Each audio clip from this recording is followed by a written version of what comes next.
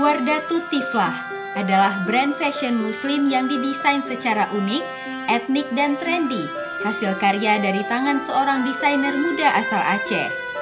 Berawal dari menempuh pendidikan di bidang fashion, kemudian berkembang menjadi sebuah usaha yang telah dirintis sejak tahun 2012. Seiring perkembangannya, Wardah Tiflah mengeluarkan beberapa look fashion casual maupun etnik klasik berupa busana khas yang memunculkan pesona daerah untuk diperkenalkan kepada dunia. Desain ini terinspirasi dari para petani kakao dan daerah yang terkenal dengan adat dan budaya yang beragam, kekayaan alam yang unik, tampil dengan khasanah warisan budaya dalam berpakaian.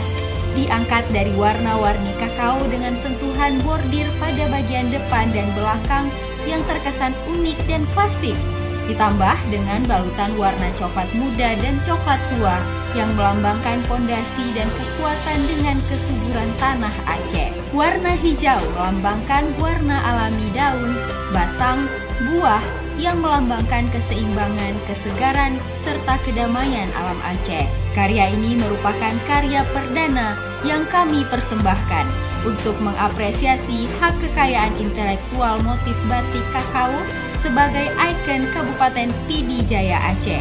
Inilah cerita warna-warni kakao batik series kebanggaan fashion Aceh untuk dunia.